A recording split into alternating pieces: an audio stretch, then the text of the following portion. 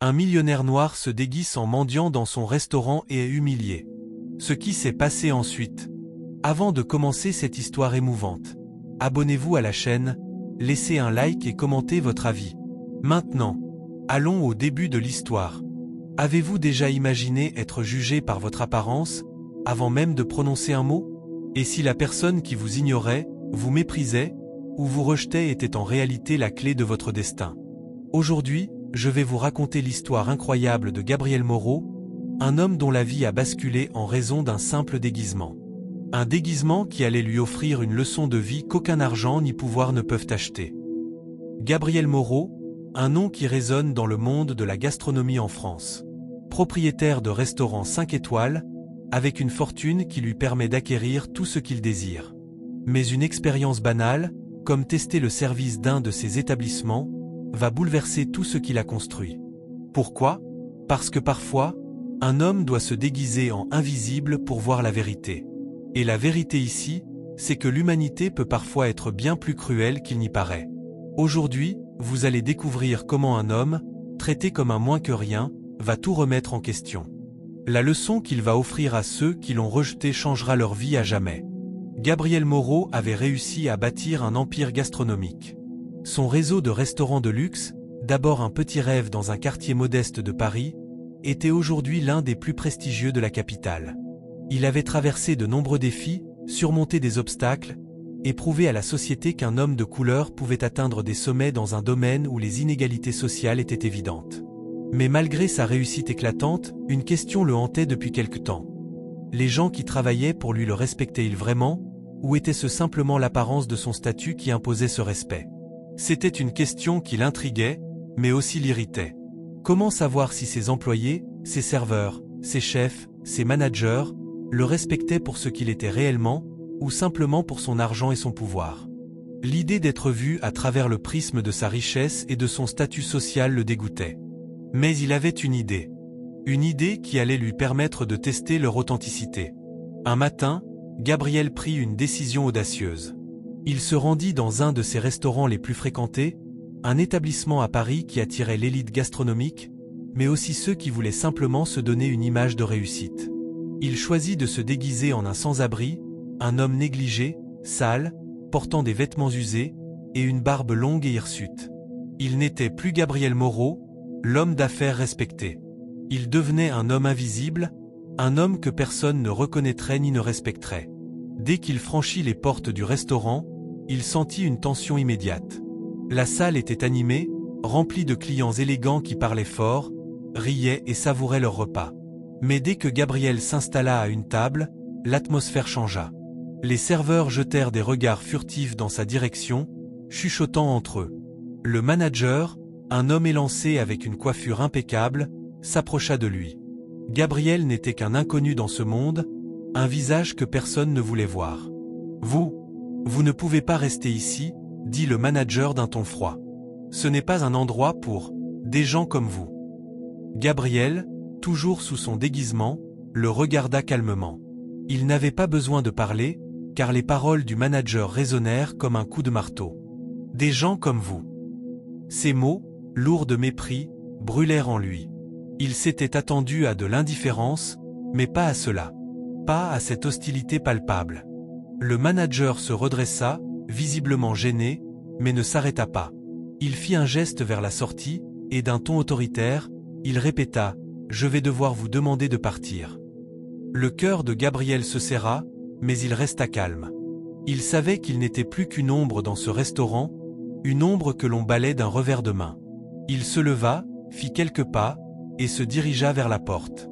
Mais avant de sortir, il se tourna une dernière fois vers le manager, ses yeux brillants d'une lueur de détermination. « Je suis Gabriel Moreau », dit-il, d'une voix ferme. Le propriétaire de cet endroit.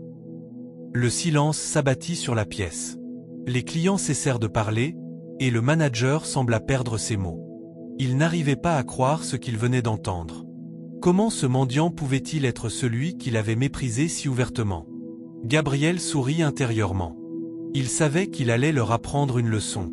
Pas juste une leçon de respect, mais une leçon sur la véritable nature de la société, des préjugés et du pouvoir. Ce qu'il allait faire maintenant allait les marquer à jamais. Personne dans ce restaurant ne serait jamais plus le même après cette journée. Il se retourna lentement et quitta le restaurant, laissant derrière lui des regards incrédules, des murmures étouffés, et un manager qui, lui, venait de perdre beaucoup plus qu'il n'aurait jamais imaginé. Les jours qui suivirent l'incident au restaurant, Gabriel Moreau se retrouva plongé dans une réflexion profonde. Il avait toujours été un homme ambitieux, guidé par un désir inébranlable de réussir. Mais à quel prix? Le test qu'il avait fait ce jour-là, déguisé en mendiant, lui avait révélé quelque chose de bien plus sombre que ce qu'il aurait pu imaginer. L'humiliation, l'indifférence, et surtout, le rejet de ceux qu'il pensait être ses employés fidèles l'avait bouleversé. Il savait maintenant qu'il ne pouvait plus ignorer la réalité de la société dans laquelle il évoluait, et surtout, la vérité sur son propre rôle. Cela faisait des années qu'il dirigeait son empire gastronomique. Il avait commencé à partir de rien, faisant face à des discriminations et des obstacles à chaque étape de son parcours. Mais en fin de compte, il avait réussi à s'imposer, à prouver que, peu importe l'origine ou la couleur de peau, un homme pouvait réussir dans n'importe quel domaine, même un aussi exclusif que celui de la haute gastronomie en France. Pourtant, ce jour-là, une simple expérience l'avait forcé à se poser une question. Est-ce vraiment le respect qu'il reçoit ou simplement la crainte que son pouvoir engendre? Assis dans son bureau, entouré de dossiers et de documents financiers, Gabriel repensa à la scène du restaurant. Il revoyait encore le regard du manager, l'arrogance dans sa voix, et la façon dont il l'avait expulsé sans le moindre scrupule. Ces mots résonnaient sans cesse dans son esprit. « Ce n'est pas un endroit pour des gens comme vous ». Cette phrase, lâchée sans hésitation, trahissait une vérité qu'il ne pouvait plus ignorer. Les employés du restaurant ne le respectaient pas en tant qu'homme, mais uniquement en tant que figure de pouvoir et de richesse. Et c'était cela qui l'avait perturbé. Gabriel savait qu'il devait agir. Mais comment réagir face à une telle injustice? Il n'était pas du genre à se laisser abattre par les attaques ou les préjugés. Sa détermination à réussir était ce qui l'avait porté jusqu'ici, et il savait qu'il pouvait utiliser cette même détermination pour changer les choses. Mais il ne voulait pas agir dans la précipitation, il voulait que ses actions aient un impact durable. Il prit alors une décision. Il allait retourner au restaurant, cette fois-ci en tant que Gabriel Moreau, et il allait confronter le manager et les employés. Mais cette confrontation ne serait pas violente, ni même humiliante. Gabriel voulait leur faire comprendre quelque chose, leur faire voir au-delà de leur propre égoïsme et de leurs préjugés. Il ne voulait pas se venger, il voulait qu'ils réfléchissent. Le lendemain matin, il se rendit dans le restaurant où il avait été rejeté. Il avait pris soin de s'habiller de façon impeccable, comme il le faisait d'habitude pour ses visites officielles. En entrant, il remarqua immédiatement le changement dans l'atmosphère. Les employés semblaient plus nerveux, plus tendus que d'habitude. Ils n'avaient pas oublié la scène de l'autre jour, et ils semblaient anticiper quelque chose de lourd. Gabriel s'approcha de l'hôte, un jeune homme à l'air nerveux, et lui demanda poliment « Je souhaiterais parler à votre manager, s'il vous plaît ». L'hôte, surpris mais respectueux, s'exécuta rapidement et fit venir le manager, le même homme qui l'avait expulsé avec mépris quelques jours auparavant. Le manager arriva, visiblement mal à l'aise, et s'arrêta devant Gabriel. Ses yeux étaient baissés, comme s'il savait déjà ce qui allait se passer. Gabriel lui sourit, un sourire calme, mais déterminé. Il savait que ce moment était crucial. « Vous vous souvenez de moi? Il y a quelques jours, vous m'avez demandé de quitter l'établissement. » Le manager, rougissant, hocha la tête. « Oui, je suis désolé pour cela, monsieur. Nous avions eu un malentendu, et je... » « Un malentendu ?» interrompit Gabriel. « Non, ce n'était pas un malentendu. Ce que vous m'avez dit, vous l'avez dit de façon délibérée, et c'est ce que je veux comprendre. Vous avez dit que cet endroit n'était pas fait pour des gens comme moi. Que voulez-vous dire par là ?» Le manager, pris au piège par la question, resta un moment sans savoir quoi répondre. Puis, d'une voix hésitante, il répondit « Je pensais juste qu'une personne comme vous n'étiez pas dans le bon endroit. » Gabriel le regarda fixement. « Une personne comme moi? C'est-à-dire, une personne noire, peut-être? Une personne qui ne ressemble pas à la clientèle habituelle de ce restaurant. » Le manager baissa la tête, les joues rouges de honte. Il ne savait plus comment réagir. Gabriel se tourna vers lui, toujours calme. Je ne suis pas là pour vous humilier, je suis là pour vous faire réfléchir. Vous avez jeté dehors un homme qui venait tester la qualité de votre service, et vous l'avez fait uniquement sur la base de son apparence. Vous ne m'avez pas vu comme un client, vous m'avez vu comme une menace. Et cela, c'est inacceptable. Un silence lourd s'installa dans la pièce. Gabriel se tourna ensuite vers l'ensemble du personnel qui se tenait dans le restaurant, écoutant chaque mot. Je suis Gabriel Moreau, le propriétaire de ce restaurant. Et je vous demande tous, ici et maintenant, de repenser à ce que vous faites chaque jour. Ce que vous dites, ce que vous laissez faire. Le respect ne doit pas dépendre de la couleur de peau ou du statut social. Il doit être une évidence, pour chacun d'entre nous. Il se leva alors, se dirigeant vers la sortie, mais avant de partir, il ajouta, d'une voix ferme et pleine de conviction. Maintenant, c'est à vous de décider ce que vous allez faire avec cette leçon. Mais sachez une chose. Tout ce que vous avez fait aujourd'hui, vous ne l'avez pas fait à moi. Vous l'avez fait à vous-même. Et vous devrez vivre avec cette vérité.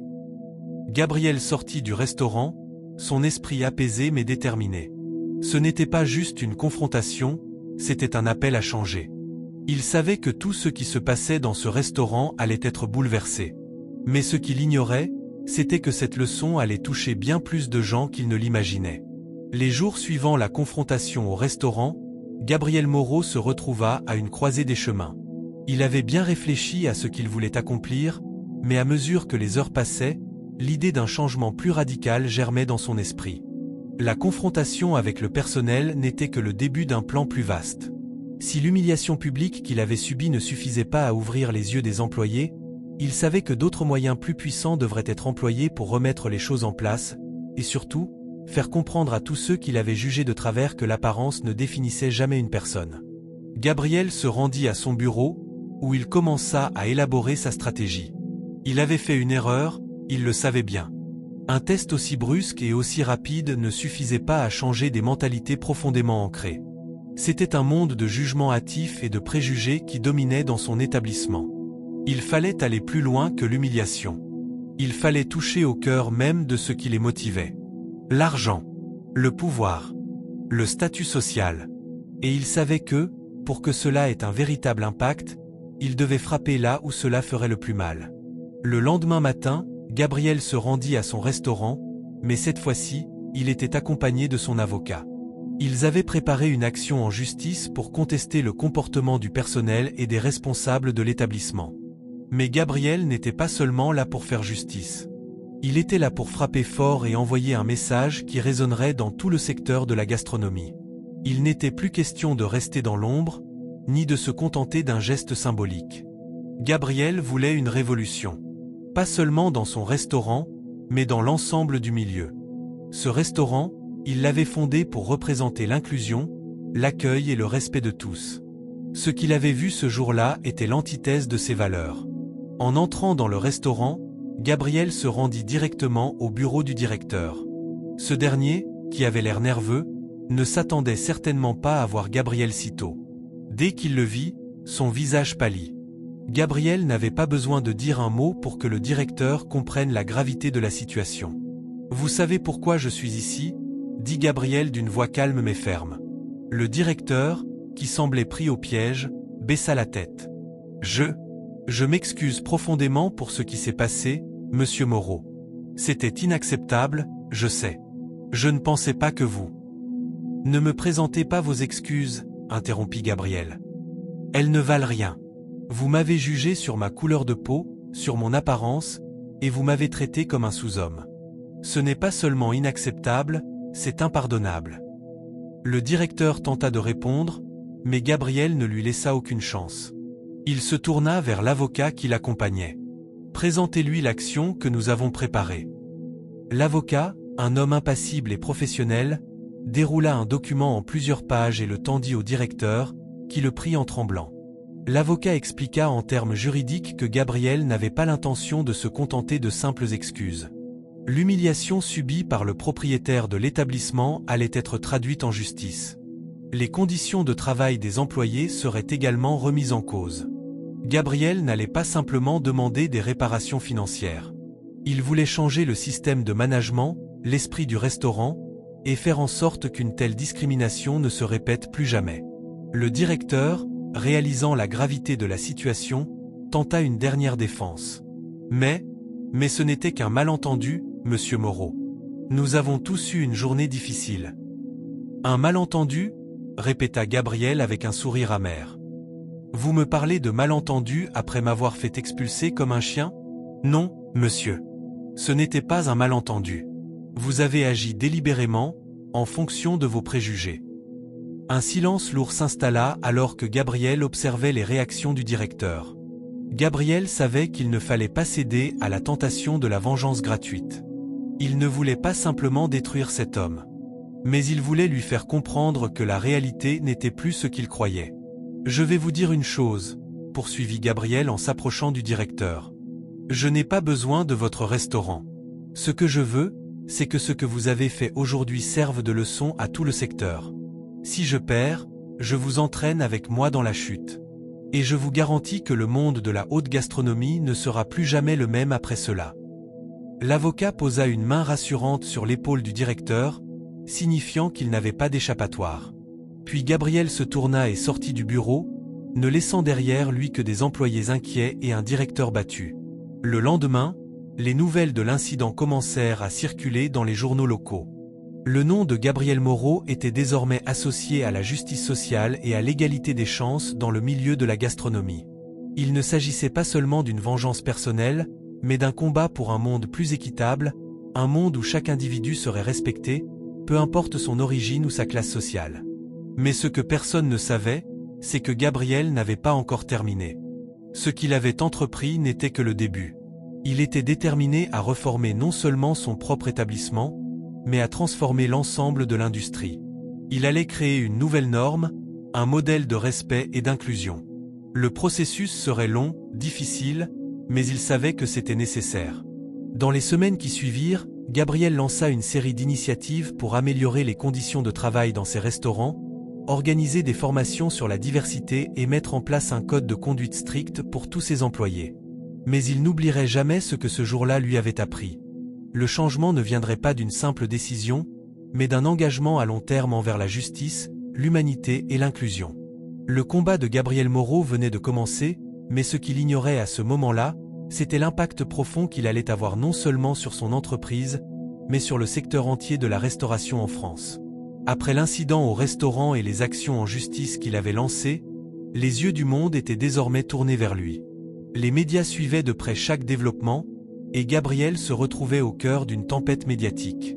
Toutefois, il n'allait pas se laisser emporter par la célébrité ou les critiques. Il était motivé par une cause bien plus grande que sa propre revanche. Pour lui, il s'agissait d'instaurer un véritable changement. Gabriel voulait que ses restaurants soient des exemples de respect, d'inclusion et d'égalité. Mais il savait qu'il devait faire plus que simplement offrir des excuses publiques et réformer ses propres établissements. Il avait décidé de créer un mouvement, un modèle à suivre pour toute l'industrie. Il voulait prouver qu'il était possible de réussir tout en restant fidèle à ses principes, en traitant tout le monde avec dignité, sans distinction de statut social, de race ou de milieu. Les premiers changements au sein de ces restaurants furent rapidement mis en place.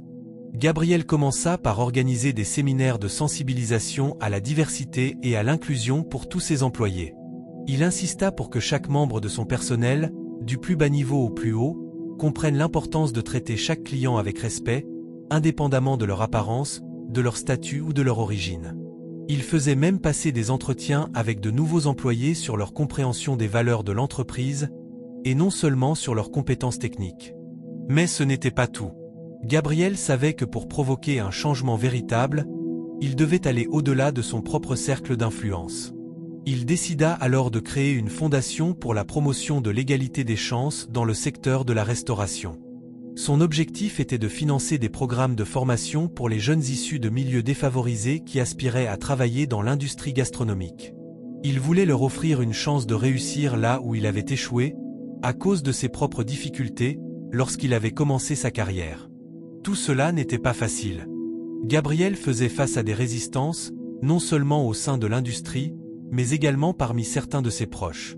Ses concurrents, voyant le vent tourner, se moquaient souvent de lui, le qualifiant de rêveur ou des idéologues naïfs. Mais Gabriel était implacable. Il savait que ses actions auraient un impact durable, qu'il s'agisse de ses restaurants ou de l'ensemble du secteur. Mais tout ne se passait pas sans heurts. L'un des plus grands défis auxquels Gabriel fut confronté fut la réaction du public et des médias. Bien qu'il ait été applaudi pour sa démarche, certains ne voyaient en lui qu'un homme en quête de reconnaissance, qui profitait de son statut pour manipuler les perceptions et se poser en héros. Les critiques sur ses intentions ne tardèrent pas à arriver, notamment de la part de certains journalistes qui remettaient en question la sincérité de ses actions. Est-ce vraiment un acte de justice sociale, ou simplement une manœuvre de marketing pour redorer l'image de Gabriel Moreau, se demandaient certains commentateurs. Gabriel n'était pas un homme à se laisser ébranler par la négativité. Il savait qu'il avait pris la décision la plus difficile de sa vie. Pour avancer, il devait rester fidèle à ses principes. Ce qu'il avait vécu, ce qu'il avait vu, ne pouvait pas être balayé sous le tapis. Les gens qui étaient à l'origine de son humiliation, les clients qu'il avait jugés, devaient être confrontés à la réalité. Il lança alors une série de campagnes de communication autour de ses projets de fondation, en invitant les jeunes défavorisés à postuler pour des bourses. Il n'était plus question de se cacher derrière des gestes symboliques, il voulait que ses actions soient concrètes et visibles. Gabriel entendait être un modèle de réussite mais aussi un exemple de responsabilité sociale. Pendant ce temps, au sein même de son entreprise, il mettait en œuvre des changements plus radicaux. Le processus de recrutement était entièrement révisé. Les employés étaient formés sur des critères de respect, de tolérance et d'accueil. Un programme de mentorat fut lancé pour soutenir les jeunes recrues et les guider dans leur évolution au sein de l'entreprise. Gabriel s'assura que personne, quel que soit leur statut social ou leur passé, ne se retrouverait jamais dans la situation qu'il avait vécue lors de son déguisement en sans-abri. Malgré tout, les difficultés se poursuivaient. Un mois après le début de ces réformes, un autre incident se produisit. Un client, apparemment influent et bien connu dans le milieu gastronomique, eut une altercation avec un serveur. Le client, visiblement énervé par un service qu'il jugeait insuffisant, eut des propos dégradants envers le jeune homme. Gabriel, qui assistait à la scène, s'avança immédiatement. Il se rendit près du client et lui dit d'une voix ferme mais calme : « Je ne tolérerai aucune forme de discrimination ou de mépris envers mes employés, peu importe qui vous êtes. » Le client, choqué, protesta et tenta de remettre en cause l'autorité de Gabriel. Mais ce dernier ne céda pas. Il expulsa le client du restaurant, et dans une déclaration publique qui fit le tour des médias, Gabriel expliqua que ce type de comportement n'était pas acceptable dans ses établissements. Il annonça même qu'à partir de ce moment-là, toute personne qui ne respecterait pas ses employés serait bannie de ses restaurants, peu importe son statut social. Les conséquences furent immédiates. Certains clients, scandalisés, tentèrent de boycotter les établissements de Gabriel. Mais l'effet inverse se produisit. De plus en plus de personnes se rendirent dans ces restaurants, attirées par la fermeté de Gabriel et son engagement en faveur de l'éthique et du respect. Les employés se sentirent soutenus et valorisés, ce qui eut un impact immédiat sur la qualité du service et de l'ambiance dans ces établissements. Pour Gabriel, chaque jour apportait son lot de défis, mais chaque jour renforçait sa conviction que son chemin était le bon. Ce n'était pas seulement une question de vengeance personnelle, c'était une question de transformation sociale, de donner aux plus faibles la possibilité de réussir, de montrer à l'industrie que la dignité humaine ne se monnaie pas. Gabriel Moreau savait que son combat ne faisait que commencer. Après l'incident au restaurant et les changements qu'il avait mis en place, il se retrouvait à la croisée des chemins. La pression médiatique était immense, les critiques fusaient de toutes parts, mais quelque chose de plus grand était en jeu. Il n'était plus question de réparer une simple humiliation, mais de redéfinir les règles de son propre secteur. La revanche qu'il avait planifiée depuis le début, celle qui aurait changé le cours de son histoire, allait maintenant se transformer en une quête de justice qui irait bien au-delà de ce qu'il avait imaginé. Tout d'abord, il fallait comprendre la portée de ce qui venait de se produire. L'histoire de Gabriel, un homme d'affaires noir humilié dans son propre restaurant par ses employés et son manager, était désormais publique.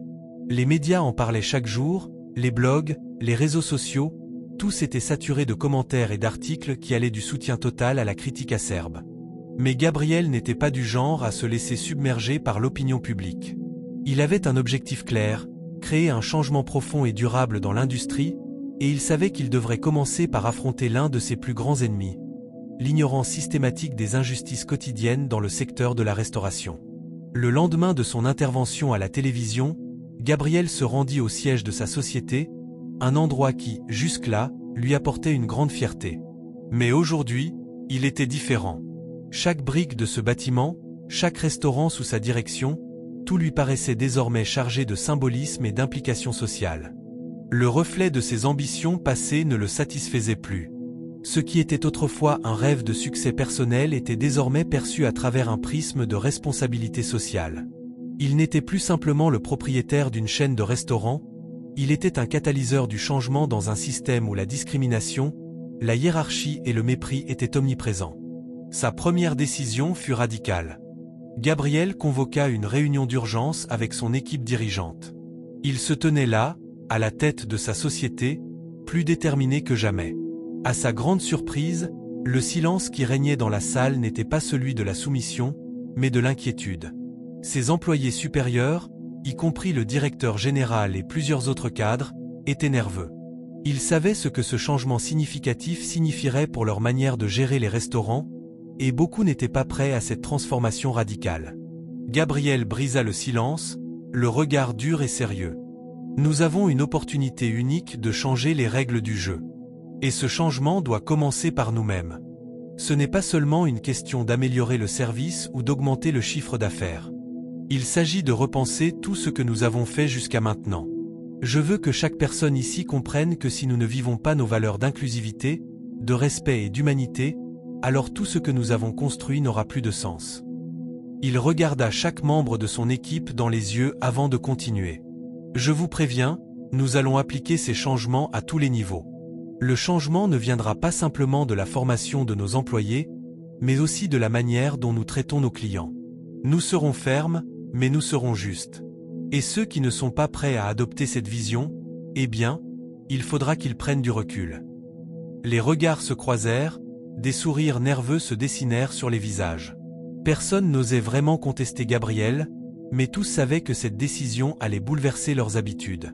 Gabriel n'allait pas leur accorder de marge de manœuvre. Si cette histoire vous touche, n'oubliez pas de vous abonner, de liker et de laisser un commentaire. Continuons. Il avait vu la réalité en face, et il était désormais déterminé à créer un environnement de travail qui reflétait véritablement les valeurs qu'il prônait. Ce jour-là, Gabriel fit également un autre mouvement surprenant.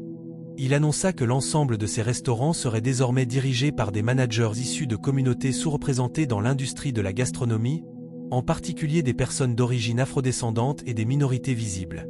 Il annonça qu'il financerait aussi des bourses pour des jeunes qui souhaitaient se lancer dans la restauration, leur offrant non seulement des formations professionnelles mais aussi des opportunités de mentorat. Cependant, son plus grand défi n'était pas seulement la mise en place de ces réformes, mais de continuer à s'affirmer face à ceux qui doutaient de lui. Il savait que dans les coulisses, certains de ses anciens collaborateurs cherchaient à affaiblir son autorité.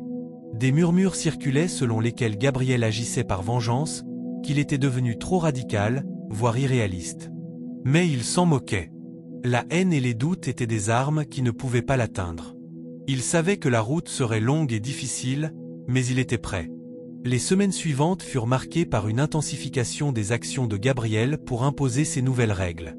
Lors des séminaires qu'il organisait dans ses restaurants, il ne se contentait pas de parler de l'importance de la diversité et du respect. Il demandait des engagements concrets de la part de chaque membre du personnel. Les employés étaient invités à témoigner de leur propre expérience avec les discriminations et à proposer des solutions pour rendre les lieux de travail plus inclusifs. Mais alors qu'il continuait à mettre en œuvre ces changements, un événement inattendu survint. Un jour, alors qu'il assistait à l'un des séminaires organisés dans son restaurant phare de Paris, il reçut un appel. Un de ses anciens employés, un chef cuisinier qu'il avait connu lorsqu'il était encore en début de carrière, l'appelait pour lui demander de l'aide. L'homme, victime d'un licenciement injuste, était au bord du désespoir.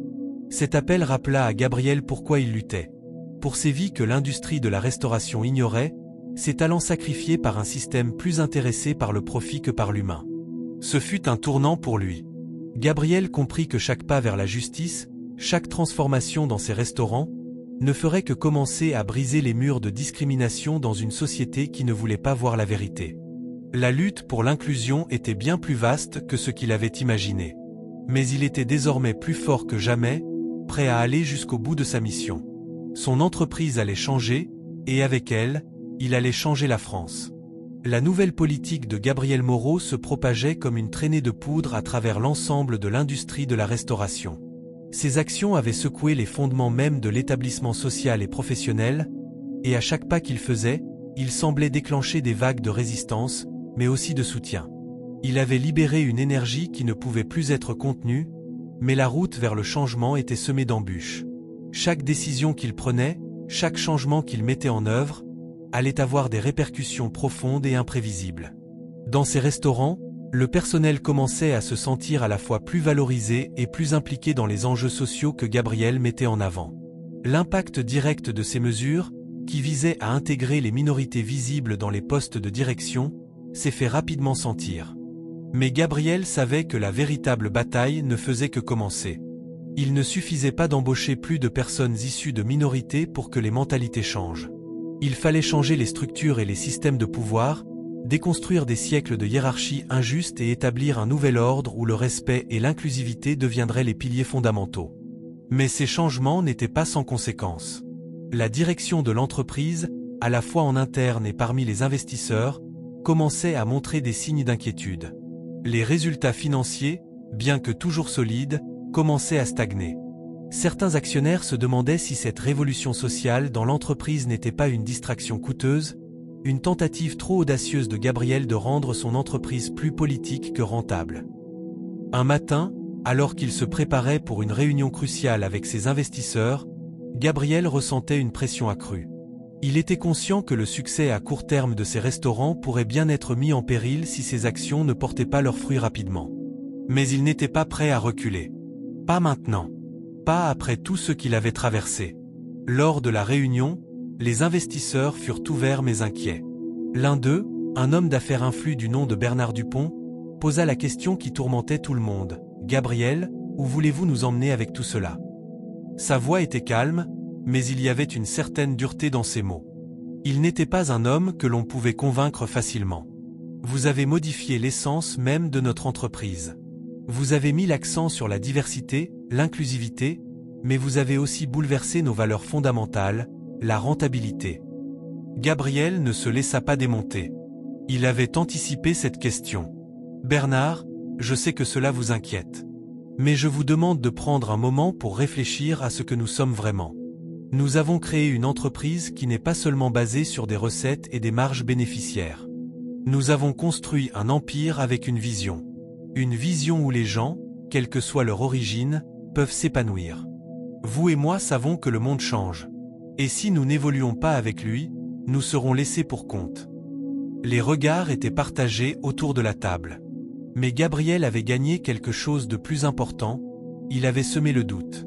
Il savait que cela prendrait du temps, mais chaque mot qu'il prononçait et chaque action qu'il prenait ouvrait la voie à un avenir où l'inclusivité et la rentabilité pouvaient coexister. Ce jour-là, même si les investisseurs n'étaient pas totalement convaincus, Gabriel avait imposé son point de vue. Pendant ce temps, dans les coulisses de son entreprise, un autre défi se profilait. Son ancien directeur, Jean-Marc, l'un des hommes responsables de l'humiliation qu'il avait subie dans son propre restaurant, était devenu l'un des principaux instigateurs de la résistance interne. Bien qu'il ait été licencié immédiatement après l'incident, Jean-Marc avait des alliés dans les rangs supérieurs, et Gabriel savait que son influence ne se dissipait pas facilement. La vérité, c'était que Jean-Marc était un symbole du vieux système, un vestige des anciennes façons de faire, où l'élite était isolée et le pouvoir restait entre les mêmes mains. Un jour, Gabriel reçut un appel inattendu. C'était Jean-Marc. Gabriel hésita une fraction de seconde avant de répondre. Ce n'était pas un appel qu'il attendait, mais il savait qu'il devait y faire face. « Gabriel, » commença Jean-Marc d'une voix froide, « je suppose que tu crois avoir gagné cette bataille. Mais tu ne vois pas la guerre qui est en train de se préparer. Les autres dans l'industrie, et même parmi tes propres employés, commencent à se poser des questions sur tes méthodes. Nous ne voulons pas d'une entreprise dirigée par un messie social. Tu vas voir où tout cela va nous mener. » Gabriel serra les poings, mais resta calme. « Jean-Marc, tu ne comprends pas. Ce n'est pas une guerre. C'est un mouvement. Ce n'est pas contre toi ou contre n'importe qui d'autre. C'est pour un avenir meilleur. Si tu veux rester coincé dans tes vieilles idées, c'est ton choix. Mais sache que tu ne me feras pas reculer. » Le silence qui suivit était lourd, mais Gabriel savait que cette confrontation n'était qu'une étape. Jean-Marc avait peut-être perdu la bataille, mais il était loin d'avoir abandonné la guerre. La lutte pour le changement serait longue et difficile. Le lendemain, Gabriel prit une décision qui allait transformer définitivement la direction de son entreprise. Il annonça publiquement un partenariat avec plusieurs organisations à but non lucratif et des écoles de cuisine pour offrir des programmes de formation gratuits aux jeunes issus de milieux défavorisés, en particulier ceux des communautés noires et immigrées. Ce n'était pas simplement un geste symbolique. Gabriel savait que l'éducation était la clé pour briser les cycles de pauvreté et d'exclusion dans son secteur. Cela allait au-delà de son entreprise. C'était un acte concret pour changer la structure même de l'industrie. Ces décisions étaient audacieuses, mais elles commençaient à faire leur effet. Les médias, qui avaient initialement attaqué Gabriel pour sa prise de position, commençaient à changer de ton. Ils louaient son audace et son engagement. Et tandis que des défis se présentaient à chaque coin de rue, Gabriel savait qu'il ne pourrait pas revenir en arrière. La route était semée d'embûches, mais il était prêt à avancer, à se battre pour ce en quoi il croyait. Gabriel Moreau était devenu un symbole. Un symbole de changement, d'espoir, et d'une révolution silencieuse qui venait bouleverser le monde de la restauration en France. Et personne, pas même ses plus grands détracteurs, ne pourrait l'arrêter. Gabriel Moreau savait que les changements qu'il avait impulsés dans son entreprise n'étaient que la première étape d'un long chemin semé d'embûches. Chaque victoire, aussi petite soit-elle, était suivie d'une résistance plus forte. Il avait, d'un côté, les soutiens qui croyaient en sa vision, et de l'autre, des ennemis déterminés à protéger l'ordre ancien. Mais ce qui allait suivre allait être un tournant décisif dans sa quête pour réécrire les règles du jeu dans le monde de la restauration. Le téléphone de Gabriel vibra dans sa poche pendant qu'il traversait le hall d'un de ses restaurants. Un message d'Antoine, son directeur des opérations, venait de lui parvenir. Le ton était grave, presque pressant. « Gabriel, tu devrais voir ça. C'est sérieux. » Antoine était l'un des rares à avoir pleinement soutenu Gabriel depuis le début, et son avertissement n'était pas à prendre à la légère. En arrivant dans son bureau, Gabriel se précipita pour lire le message. Il s'agissait d'un article, publié sur un site économique influent, qui critiquait violemment ses récentes initiatives. L'article, signé par un journaliste anonyme, évoquait des rumeurs sur des pratiques douteuses au sein de son entreprise. Il était insinué que l'engagement de Gabriel envers l'inclusivité et la diversité n'était qu'une façade, un moyen de se donner bonne conscience tout en poursuivant des objectifs financiers douteux. Le texte allait plus loin en insinuant que Gabriel, dans son désir de révolutionner le secteur, était prêt à manipuler l'opinion publique et les employés pour servir ses propres intérêts. Gabriel sentit une vague de colère monter en lui, mais il se força à garder son calme. Il savait que ce genre d'attaque était inévitable. Les personnes en place dans le système, ceux qui se sentaient menacés par ces changements, allaient frapper là où ça faisait mal, son image. Pourtant, quelque chose clochait. Il avait l'habitude de ces attaques, mais celle-ci semblait trop précise, trop personnelle. Il se tourna vers Antoine, qui attendait silencieusement dans le coin de la pièce. « Tu penses que c'est un coup monté ?» demanda Gabriel, tout en lisant et relisant l'article. Antoine hésita un instant avant de répondre.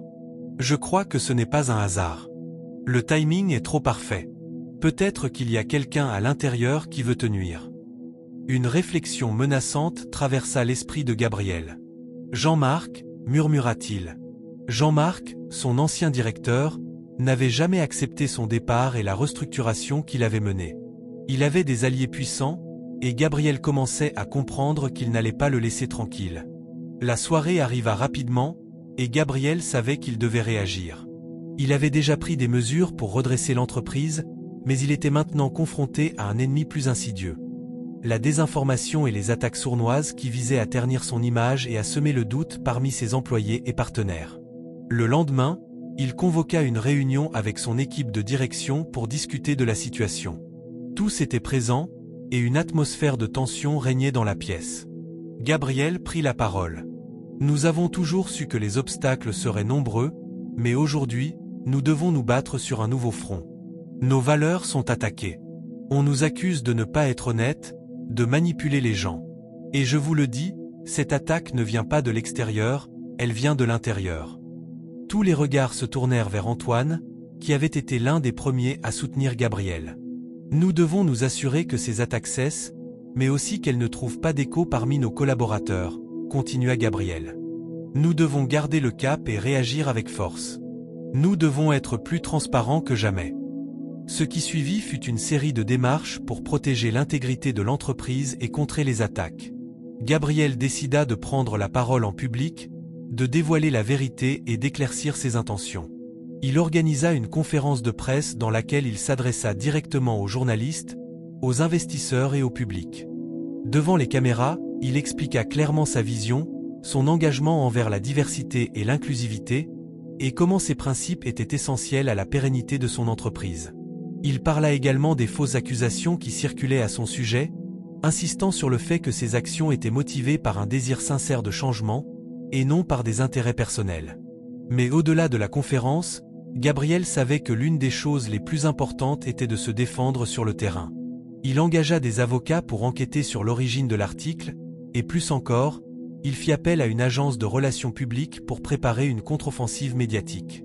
Il était déterminé à prouver, une fois pour toutes, qu'il n'y avait aucune malveillance derrière ses actions. Mais plus il creusait, plus il se rendait compte que ses ennemis étaient proches. Les jours qui suivirent furent emplis de rumeurs. Certains employés se mirent à douter de lui, se demandant si Gabriel ne cachait pas quelque chose derrière son image d'homme d'affaires charismatique. D'autres, au contraire, étaient plus déterminés que jamais à le soutenir, voyant dans ses actions une véritable chance de réformer l'industrie. Gabriel était dans une position inconfortable, mais il savait que c'était là que résidait le véritable défi. Rester fidèle à ses principes tout en affrontant les forces qui tentaient de le faire tomber. Il n'allait pas céder. La route serait longue, mais il n'avait plus le choix. Ses actions avaient déclenché une révolution dans l'industrie de la restauration, et il ne pouvait plus faire marche arrière. Il avait désormais compris que, pour réussir, il ne suffisait pas de se battre pour ses convictions. Il devait également se défendre contre ceux qui, dans l'ombre, cherchaient à détruire ce qu'il avait construit. La guerre pour l'égalité et le changement venait tout juste de commencer. Et dans cette guerre, Gabriel Moreau n'allait pas se contenter d'être un spectateur. Il allait être le leader du mouvement. Gabriel Moreau savait que la tempête qui avait frappé son entreprise n'était pas encore terminée. Bien au contraire, il sentait que les vagues de méfiance, d'hostilité et de jalousie allaient continuer à déferler sur lui et ses actions. Mais au fond de lui, il était plus déterminé que jamais.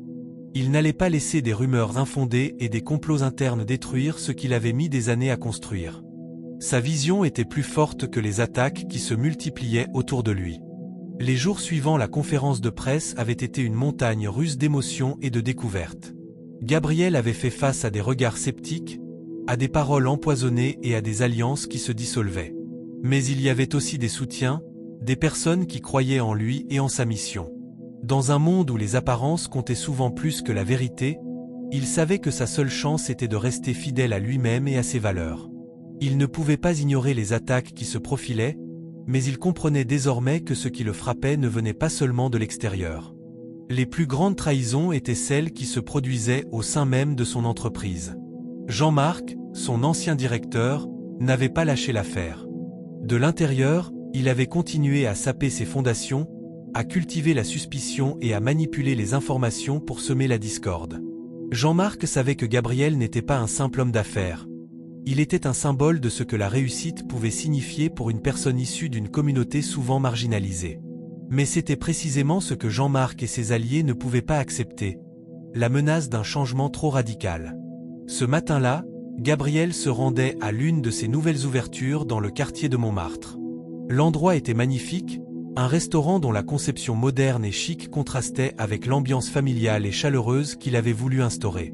Le tout symbolisait ce qu'il essayait de construire. Un espace où chaque personne, indépendamment de sa classe sociale, de son origine ou de son statut, se sentirait bien accueillie.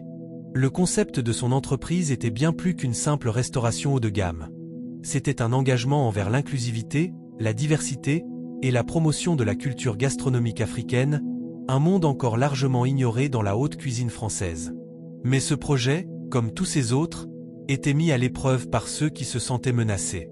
L'endroit était sur le point d'être inauguré, Mais Gabriel savait que l'impact de cette ouverture allait être crucial. C'était l'occasion de montrer au monde qu'il ne reculait pas. Il n'allait pas céder aux pressions. Au contraire, il allait transformer ce défi en une victoire. À son arrivée, il fut accueilli par un silence étrange. Ses employés étaient présents, mais l'atmosphère était tendue, lourde. Gabriel sentit immédiatement qu'il y avait un malaise, mais il décida de ne pas en parler tout de suite. Il fit un tour du restaurant, saluant les employés, vérifiant les préparatifs. Mais lorsqu'il arriva dans le bureau réservé aux gestionnaires, il retrouva Antoine, son directeur des opérations, l'air sombre. « Il y a un problème, Gabriel », commença Antoine d'une voix grave. « Il y a des rumeurs qui circulent sur ta manière de gérer les ouvertures. Certains employés pensent que tu les utilises pour autre chose. » Gabriel frissonna en entendant ces mots. Ces rumeurs n'étaient pas nouvelles, mais elles semblaient avoir pris de l'ampleur. Cela venait de l'intérieur de son propre cercle, de ceux qu'il avait recrutés avec soin pour les amener à croire en sa vision. Maintenant, une partie de ses collaborateurs doutait de lui. Certains commençaient à se demander s'ils étaient, eux aussi, manipulés. Les attaques n'étaient pas seulement des accusations extérieures, mais des conflits internes qui tiraillaient ses équipes. Il fallait qu'il fasse face à cette situation avec force. Gabriel se tourna vers Antoine. « Il est temps de réunir tout le monde. Pas de plus longues discussions. Je vais m'adresser à mes employés, en personne. » Les employés furent rassemblés dans une salle réservée à la réunion, où l'ambiance était plus électrique que jamais. Gabriel les regarda tous, leurs regards hésitants, parfois fuyants, d'autres défiants. Il comprenait leur frustration, mais il savait aussi qu'il était l'heure de rétablir la vérité. « Je vous ai réunis ici aujourd'hui pour une seule raison, vous entendre. » Sa voix était calme mais ferme. Il est facile de croire aux rumeurs, de se laisser emporter par les bruits de couloir. Mais si vous voulez connaître la vérité, vous devez me regarder en face et écouter. Il expliqua alors sa vision pour l'entreprise. Il parla de l'inclusivité, de la diversité et de la place qu'il voulait donner à la culture gastronomique africaine dans la scène culinaire de Paris. Il n'avait pas honte de ses racines et il ne comptait pas laisser qui que ce soit remettre en question ses motivations. « Nous avons traversé ensemble des moments difficiles, mais nous devons maintenant aller de l'avant. C'est à vous de choisir si vous voulez être un acteur du changement ou si vous voulez vous laisser emporter par la peur et les faux-semblants. » Les réactions furent partagées, mais une partie de l'équipe sembla se redresser. Ceux qui étaient là pour ses idéaux, pour une cause plus grande que le simple profit, l'acclamèrent silencieusement. Gabriel savait qu'il avait encore du travail à faire, mais cette rencontre, bien qu'âpre, avait permis de remettre les pendules à l'heure. À la fin de la journée, après la réunion, Gabriel se sentit épuisé mais rassuré. Il savait que ce qu'il faisait n'était pas facile, qu'il avait fait des ennemis puissants et qu'il continuerait à faire face à des résistances. Mais ce soir-là, en rentrant chez lui, il sentit que la bataille pour l'intégrité de son entreprise était loin d'être terminée, et que les véritables changements étaient à venir. Les attaques extérieures n'étaient qu'un prélude à une guerre plus grande. Gabriel, maintenant plus fort et plus déterminé que jamais, se prépara à livrer la bataille qui allait redéfinir l'industrie gastronomique. Il n'était pas seulement question de restaurer la réputation de son entreprise. Il était question de restaurer l'honneur et de faire entendre sa voix dans un monde qui, trop souvent, préférait garder les gens comme lui dans l'ombre. La nuit était tombée sur Paris, et Gabriel Moreau se tenait seul dans son bureau. La ville, avec ses lumières scintillantes et ses rues animées, semblait à des années-lumière de ses préoccupations. Il n'était plus seulement question de son entreprise, mais d'une bataille plus grande, plus profonde.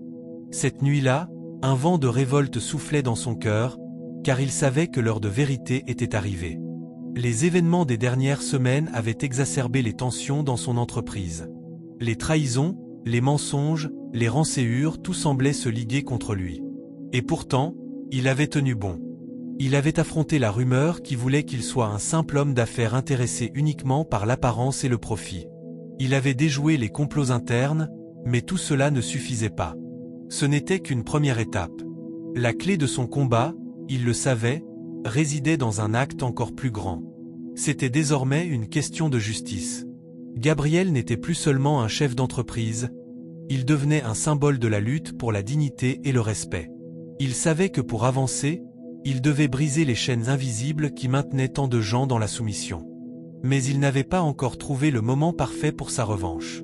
Le téléphone vibra soudainement sur son bureau. C'était une nouvelle inquiétante. Jean-Marc, son ancien directeur, continuait d'alimenter les fausses rumeurs dans les coulisses.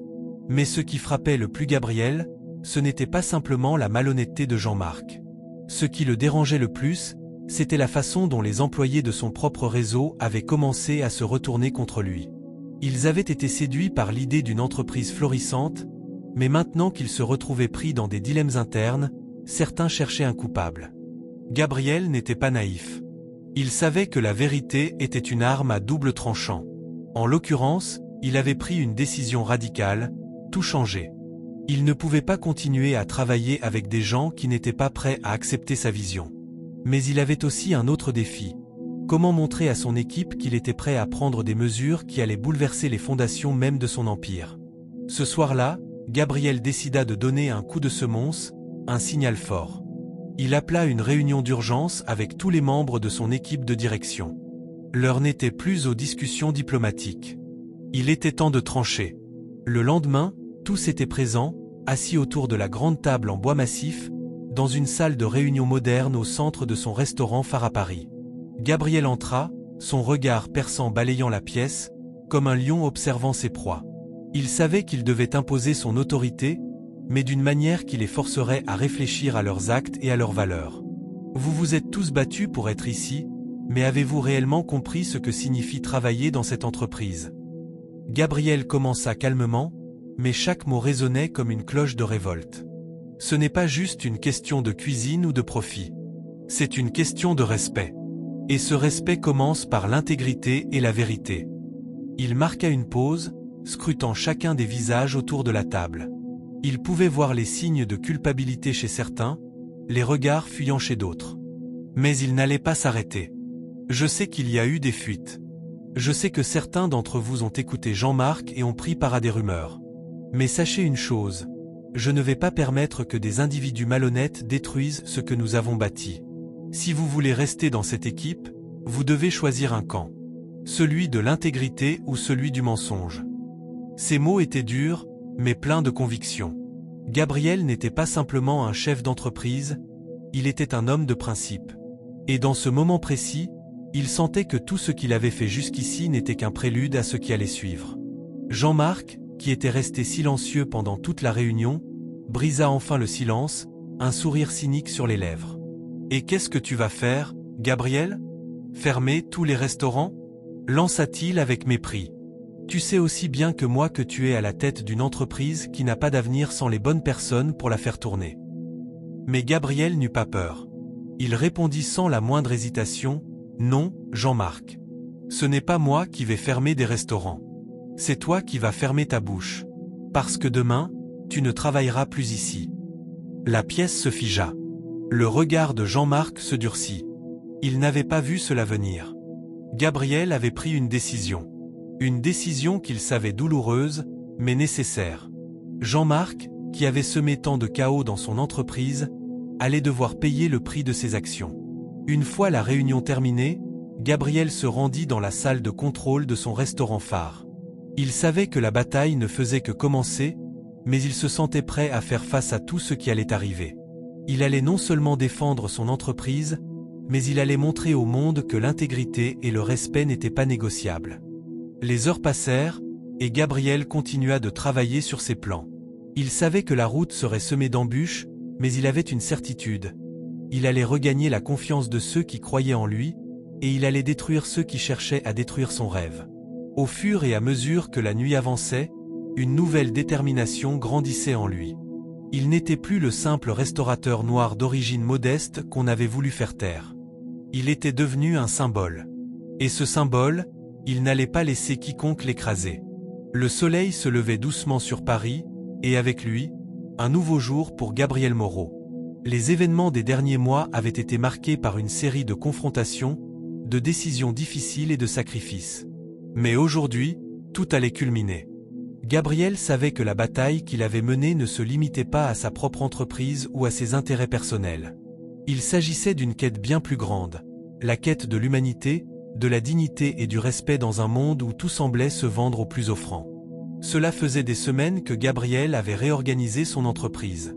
Jean-Marc, l'ancien directeur, avait été congédié sans ménagement, et plusieurs autres membres de son équipe qui avaient soutenu les rumeurs et les manipulations avaient suivi le même chemin. Mais Gabriel n'était pas du genre à se reposer sur ses lauriers.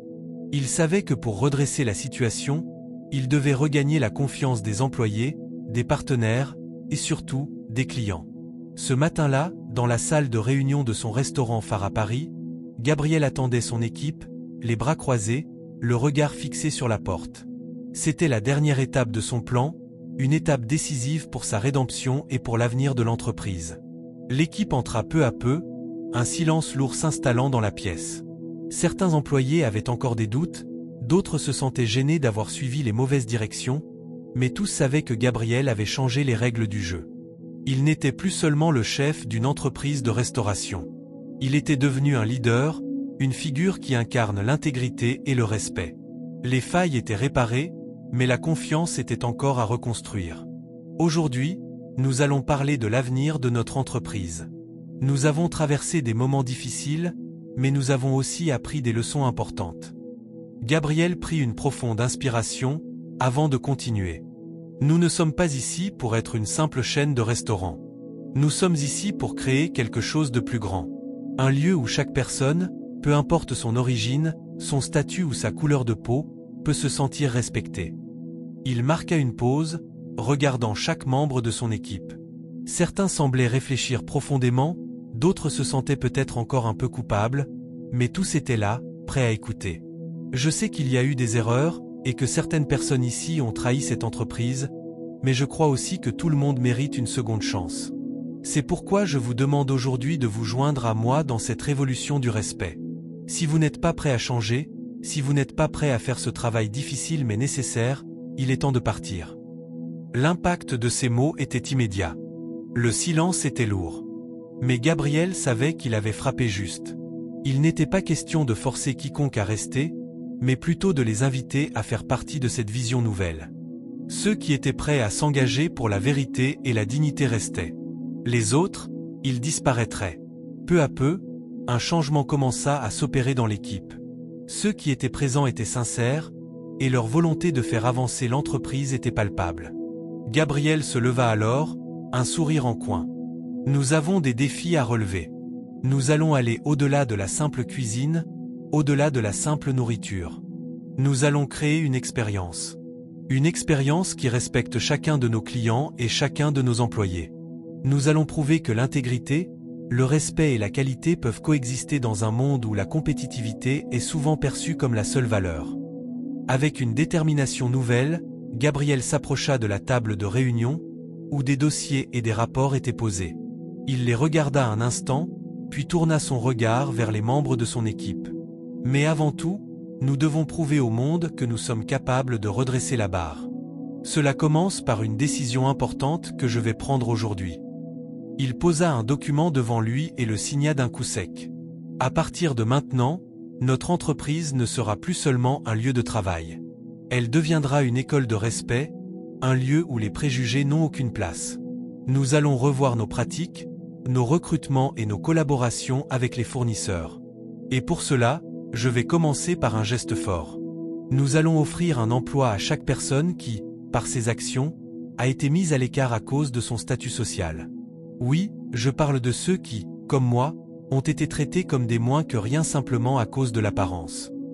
Les regards se croisèrent. Ce geste symbolique était plus qu'une simple promesse. C'était un acte de rébellion contre un système qui avait favorisé les inégalités. Gabriel, avec son geste audacieux, offrait aux autres ce qu'il avait lui-même toujours voulu. La possibilité de se relever et d'être respecté pour ce qu'on était réellement, et non pour ce qu'on semblait être. J'ai appris une chose importante au cours de tout ça, conclut Gabriel. La grandeur ne se mesure pas par l'argent ou la réputation. Elle se mesure par notre capacité à respecter les autres et à être fidèle à soi-même, peu importe les obstacles. Nous avons maintenant l'opportunité de prouver que tout cela est possible. Gabriel se leva, et ses yeux brillèrent de conviction.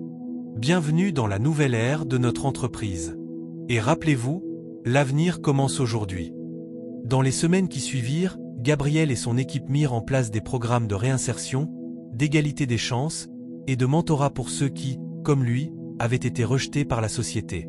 Les restaurants qu'il dirigeait devinrent des symboles d'inclusivité, et il ne fallut pas longtemps avant que la renommée de son entreprise ne dépasse même les frontières de la France.